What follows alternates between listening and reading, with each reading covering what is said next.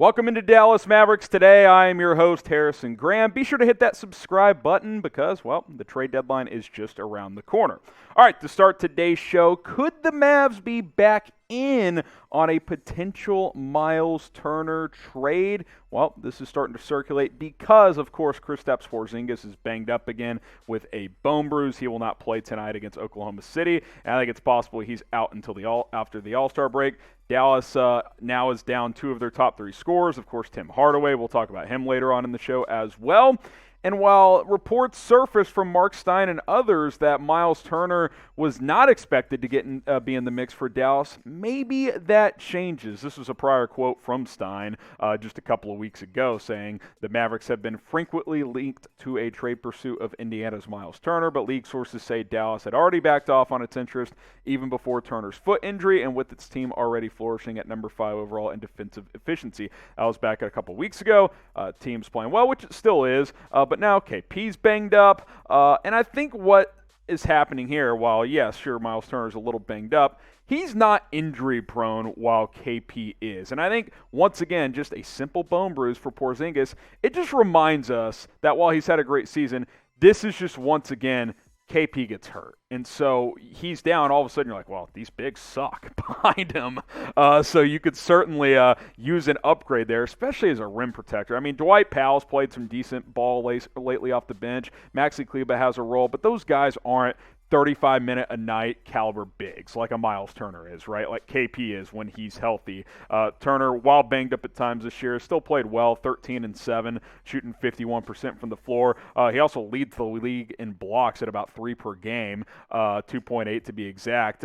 This is a guy that's been linked to Dallas forever. He grew up in the area, and I still think at some point will play with Dallas. I'm not sure if a trade will happen before the deadline, but I could certainly understand if I was Nico Harrison why I'd consider circling back to him, because you just don't know when you're going to be able to fully rely on KP, if ever, because he does miss games. Should the Mavs get back in the mix for Myles Turner? Type I for in, yes they should. Type O for out, saying let's stay out of this. Let's not worry about Myles Turner. I think I would circle back to it, at least give it a look if I was the Dallas Mavericks. Now, again, on Kristaps Porzingis, set to miss his 18th game tonight of the season. Now, do want to be fair, I think he missed 7 or so with COVID, so only 10 or 11 due to injury out of 52. That's not bad for him, right? That means, injury-wise, he's been available for almost 80% of the game, so that's pretty good for him. If you get 75% plus from him, that's pretty good, but still, when you factor in the COVID stint, he's missed about a third of the season yet again, which is a bummer because he's played well this year, 19-8, 45%. He's not shooting the ball well from the outside, but he's playing better defense. He's been a bit of a rim protector for Dallas. So, again, that's why, Myles Turner trade rumors and buzz could start to heat back up over the next week or so. BetUS is the place to go if you want to bet on some Mavericks games, including the game tonight, or any other NBA game, other sports as well. Chatsports.com/MFFL, promo code MFFL. And the big game is almost here, Super Bowl 56. If you guys are interested in that, and hey, if you aren't big football fans, betting on the Super Bowl makes it more fun. Ask producer Sam. That's how he gets through a lot of these games. Rams, 4.5-point favorites. Total over-under at 48.5 points. Sam and I got to bounce back. We both gassed the Chiefs last year. That did not work out. I like the over in this one. Tons of fun prop bets as well. Chatsports.com/MFFL. Go put your money where your mouth is and make some money with BetUS. Okay, so you kind of transition here. Without Porzingis and Hardaway, obviously, the Mavs need scoring. That's obvious. But where's the ammunition come from? Like, who are the assets that you can move to try and go get a quality player like a Myles Turner, or I don't know, name player that's been late, Jeremy Grant, whoever that guy is that's out there on the trade block. Now, you look at the Mavs' tradable assets. Obviously, Tim Hardaway is probably not going to be able to be traded because he could be out for the rest of the year. Updated injury news on him later in the show. Jalen Brunson, he's obviously a strong asset, but do you want to move him?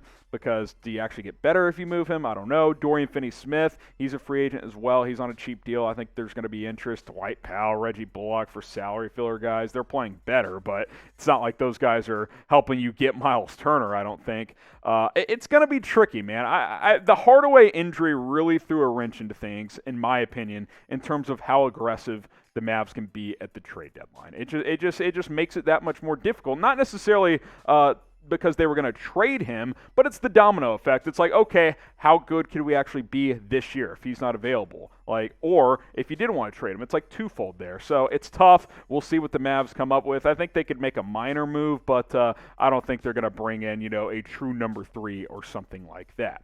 Will the Mavs make a trade before the deadline? Type Y for yes, type N for no. I think there's a good chance, but again, I don't think it's going to be a major move or a blockbuster trade, but we'll have to wait and see. I'll tell you this, if something does happen, we'll have it covered because the trade deadline is 8 days away. If Dallas makes a trade or signs somebody or anything else, we will be hitting you with a video very, very quickly. YouTube.com/MavsTV. That is the place to subscribe, share it with a friend, and let's continue to grow this channel. All right, some Mavericks news around Tim Hardaway Jr. Mavs PR put this out there that he has undergone surgery to address that fracture in his foot, the 5th metatarsal to be exact, and that there's no timetable for his return. So the update is he's had surgery, but we don't really know how long the recovery is going to be. The initial diagnosis was he could miss the rest of the year, but it's a possibility he could return for the playoffs, maybe the end of the regular season.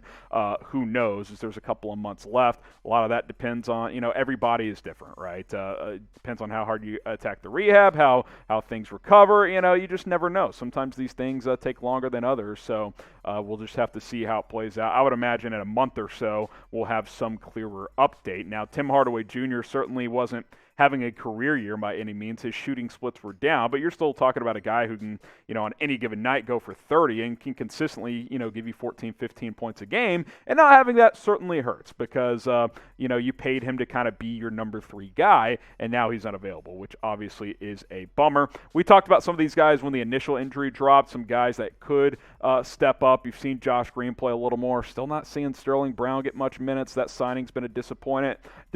Reggie Bullock talked about, hey, guy's got to step up, talking about himself as well. He's played a lot better as of late, so hopefully that continues. Ntilikina's been getting some run. We'll see if Theo Pinson gets in the mix on that two-way deal. He's gotten some mop-up duty minutes, but I think Green and Bullock are 2 guys I'm really looking at here that need to help pick up the slack as Tim Hardaway Jr. has undergone surgery, and I would guess is at least going to be out 2 months, probably more, and I think there's a good chance he won't return this season. But we'll ask you, what do you guys think? Will THJ play again this year? Type P for play, yes he will. Type S for sit, he's not coming back. Probably going to guess sit, but you never know what could happen. Again, a lot of guys recover quicker than others. So we'll see how Tim Hardaway recovers, and if we have any notable updates there, we will continue to keep you guys updated here on Dallas Mavericks Today.